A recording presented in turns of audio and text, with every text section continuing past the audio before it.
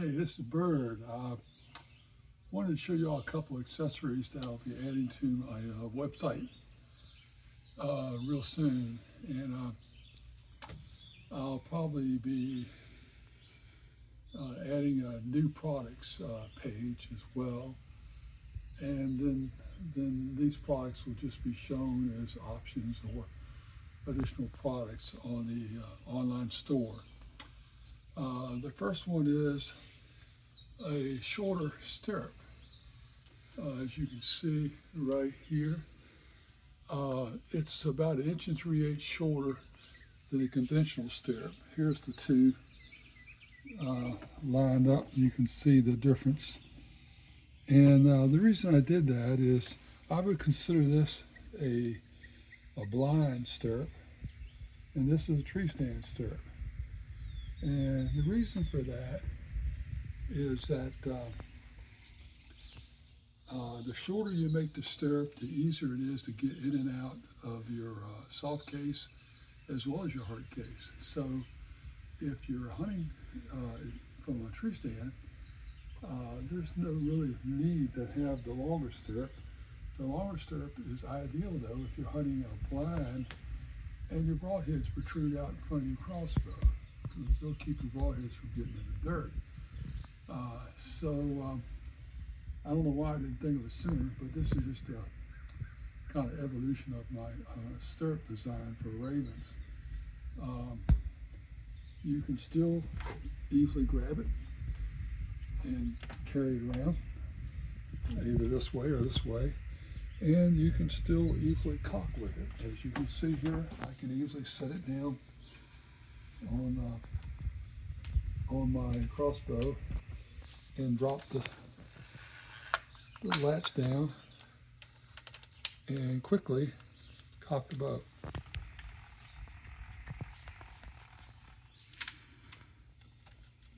I don't know how many seconds that took, but it didn't take long. Now it still will have the large knurled bolt here to pull up your bow. And of course, if you're using, which I use pretty much exclusively, these shooting sticks, it'll still pop on there just fine. Okay, so it'll of course be cheaper as well because there's less material involved. But I think you'll find it's also stiffer because there's not much bowman arm on it. So it's a great option for those folks that still able to climb tree stands and hunt from a ladder stand. And it's nice also for setting your bow down on the floor. You don't have to worry about rocking or anything. I'll tell you the truth, once I came up with a small design, for me, since I don't hunt from a blind, I'm not planning on going back to the larger, the longer design. Okay, the next option, next product I want to show you is my cheek piece, custom cheek piece. This will work on a R9, R10, R15, and R20. And it's adjustable and very sturdy. And if you've got an Oracle X scope, let me tell you, and you've got an R10, this is something you seriously want to consider for your bow, because it allows you to just bring the bow up and boom, you're looking right through the crosshair. Centers it right off the bat. Because this scope sits up higher, of course.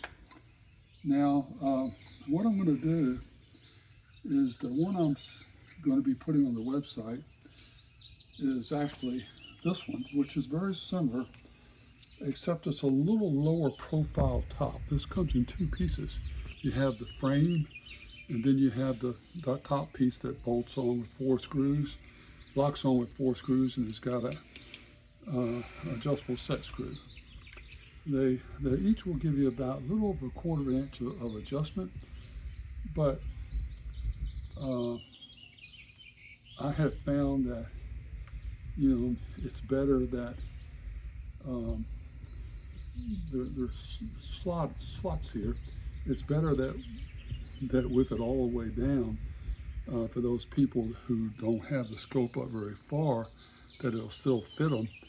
And for those folks that need it up further, of course, you can use the set screw. Loosen these 4 screws, use a set screw to lift it up, and then tighten the 4 screws back down, and you'll have the height adjustment you need. But if you have a scope that's really up in the air, the advantage of making this 2-piece is I will just, if you tell me that, Bill, it still doesn't go high enough, then I will offer a higher top piece that will work on the exact same frame. So all you've got to do is request that, probably offer it very cheaply, and stick it in the mail to you, and you'll be able to go up even higher. If you want a pre-measure from that, this will give you a height adjustment, the standard one, from 5/8 to a little over 7/8.